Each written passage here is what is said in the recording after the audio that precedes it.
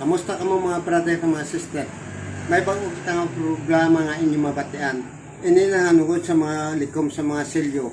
Apang sa wala pa natamaya ako sa inyo. Sang Merry Christmas and Happy New Year. Sa tanan nga mga Kristohanon, sa buko sa kalibutan, nga ang nagatuo kay sakit Kristo, nga anak sa Diyos ka atong manunuwas, kag ini mga katawhan nga wala nagatuo sa kay Kristo, ini na pagkatao ni Kristo, wala ini singkulo sa ila. Apang ini sila may mga tao nga may dako ini sila nga benepisyo nga ila na angkon.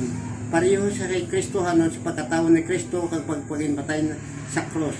Ining tanan nga mga tao kinbakal niya para sa Dios. Gikan sa tag sa katribo lingwahe tapong sural kag grasa. Kag amoy ni tanan ang dako naton nga benepisyo nga aton naangkon sa naangkon Kristohanon kaman o kun hindi. Naangkon naton ang dako nga gugma sa Diyos na naangkon na man naton tanan ang kaluwasan pali sa kay Kristo. Ang kabay pa sa masulod nga tuig ang bala ni Espiritu ginpadala sa ngalan ni Kristo, siya ang magatutoy sa aton sa tanan agon nga maangkon naton ang tanan ang kalinong kag pagidaay sa aton hunaw na kay tagipusoon. Kabay pa kadiri na kita magaumpisa sa mat ang mga likom sa mga selyo uno. Ini nga mga programa sa pagtukip o magtukon sa nungod sa pulong sa Diyos. Agon mga mapasangkat pagdaton ang kaalong kaihibalo na nungod sa pulong sa Diyos. Sa mga matawo nga wala sing panahon sa pagpamati sa nanungod sa pulong sa Diyos, kan nakakawili ka masaka sa pupagita sa mga butang ng iyas ang kalibutan, ang isa pamangkan. Kaya wala ninyo tutulaw pangdan nga nagamat-amat na mo nagapalayo sa Diyos. Kan nagalaka, ang huna-huna at tigipuson ara na sa mga butang ng iyas ang kalibutan.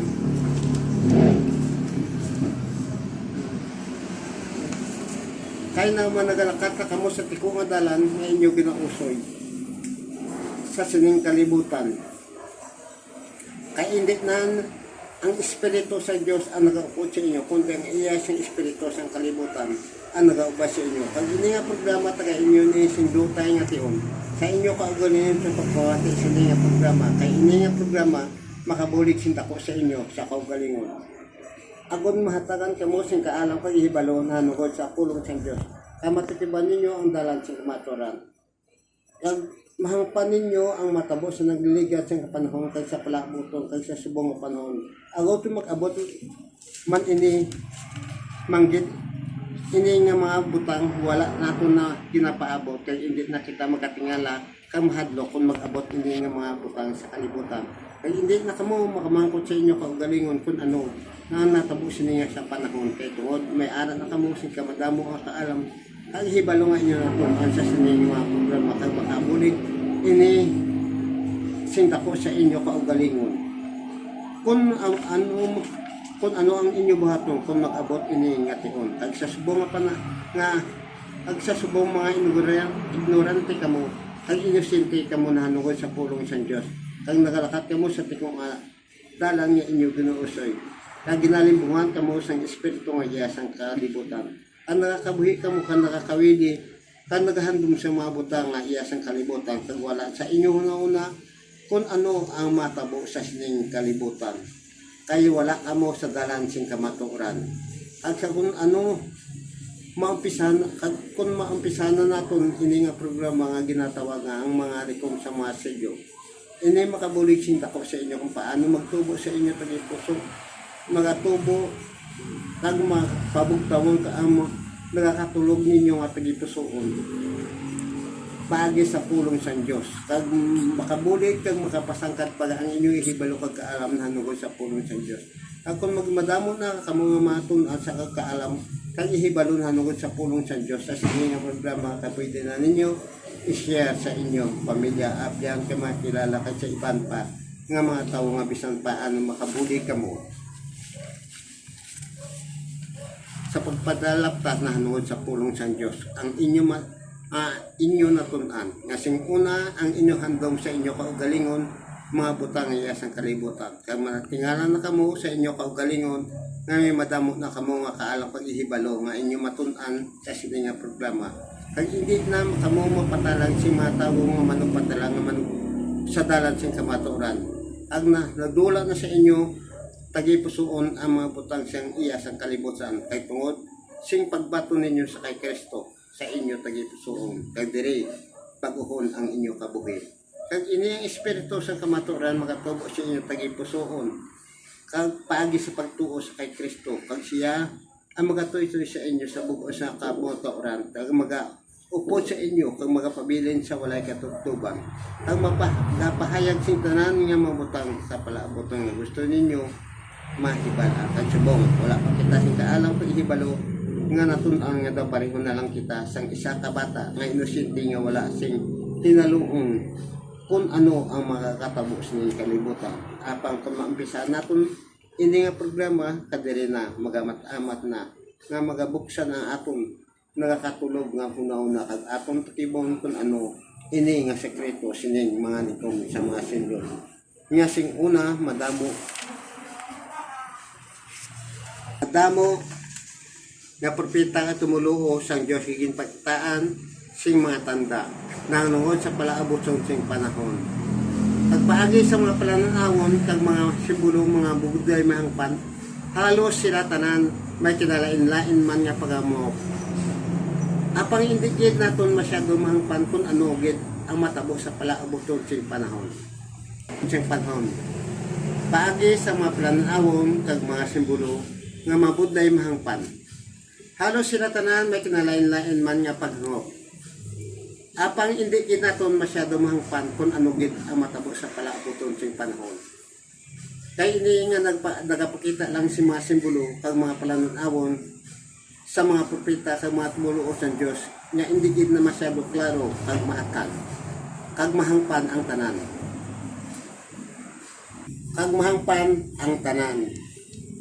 kaya sing una ining balaan nga espiritu wala pa ini gipadala diri sa kalibutan agod nga siya ang magapahayag sing tanan nga mga butang sa magaabot sa palaabuton kag sa karon sa panahon na diri na ang balaan nga espiritu gipadala diri sa kalibutan kag wala na sing kalikaw mo hindi mabuyag sa panahon nga ini kag diri na may balaan naton kun dili na kita nga pati sang panahon sa sininga silyo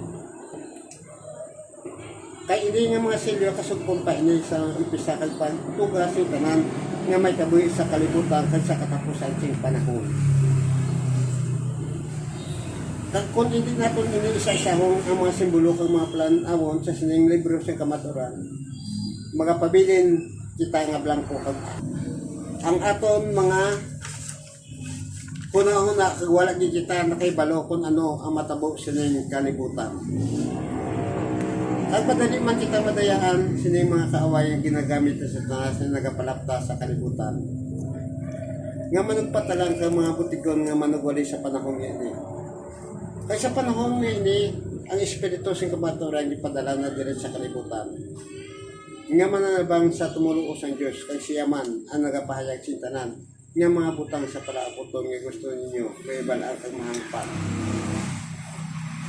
kag hindi nga man naman ang maalang kang mga tungtong mga alagad sang Dios nga madali ini sila makangam kay nasulat diri kay may ila na kag kaalam nga kaibalo ginhatag sang Dios sa ila kag isa pa nagtubo na sila tagipuson ang balaan nga espiritu paagi sa pagtuo sa kay Kristo kaya hindi naman ang mga tao nga mga inosente kay wala nakahangop sa kasubuan sang Dios pag sa wala pa wala nagatuo sa kay Kristo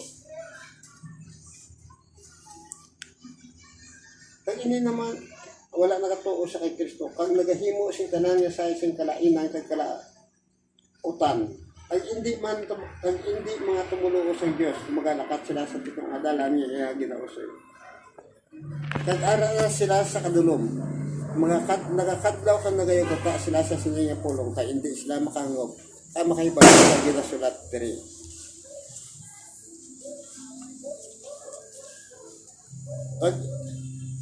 kay ang nagaupod sa ilang espiritu nga iya sa kadulong ng patalan kag diri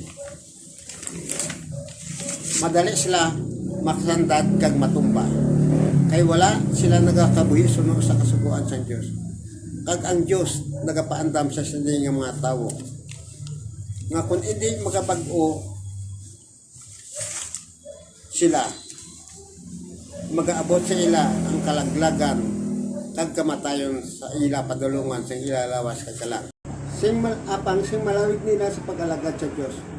Ino sa Lucifer nagpakita sa iya batasan nga hindi maayo kag malalison kag hindi tampad sa Dios nga pagkaanghel. Kag nag-abot ang tion niya sa Lucifer natakan siya sa pag-alagad sa Dios nga nagtuga sa ila kay nakita niya sa isa kabagay nga iya natalupangdan nga kung siya ang nag-aalagad sa Dios mas manami kung ikaw ang alagara kag simbahan kag dayawon kag lubhan kag kung ikaw ang nag-aalagad sa iya amo ini ang gusto ni Lucifer nga siya lubhan kag simbahon sa kalangitan kay hindi si Lucifer lain siyang sa iban nga mga anghel. Si Lucifer hindi tampat malalison ka matig-asing ulo nga hindi gusto magpaidalom sa gawom sing nagtuga sa ila.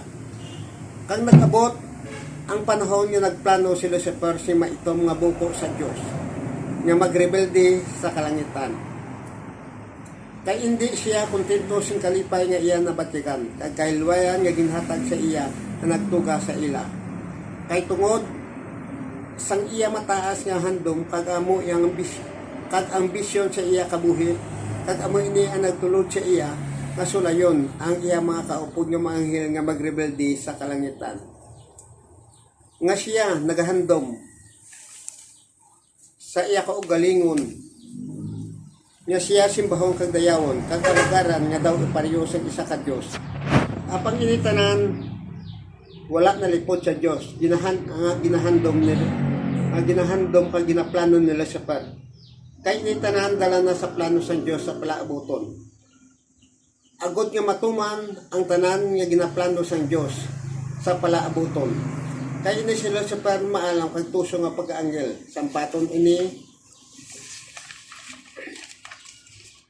maghuluhambal.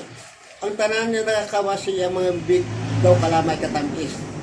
Ang iya mga tinaga daw mga magnet ini nga nagatapik sa una-una si mga anghel. Si Lucifer gintuga sa kalangitan, agud amo ini siya ang magasulay kag magalaglag sa pareho niya nga mga anghel kag magadala sing kagamo pagilinaway si mga anghel sa kalangitan. Tungod sang iya kaalam ang tanan nga iya ginplano kag iya gintun-an sing maayo.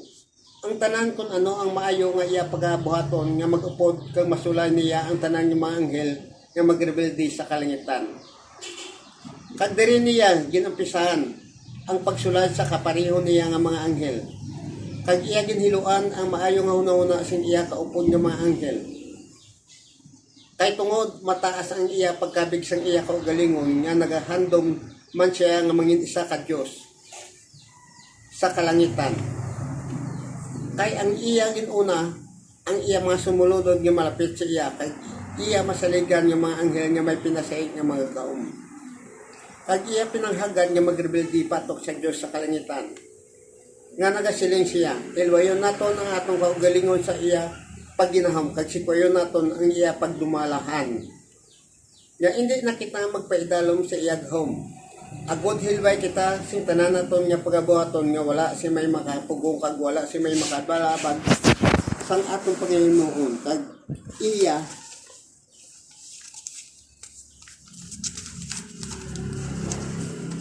man pinangakuan si mga matahom nga mga pasalig ang magaupod si iya. Kay tungod siya manunulay gintugas ang Dios sa kalangitan kag manasulay nila ang kag nasulay sila sa mga matahom nga pasalig ni Lucifer. Kaya bisan pa ini sila mga immortal nga mga tinuga apang may balatyagon man sila nga maluya kag mahuyang.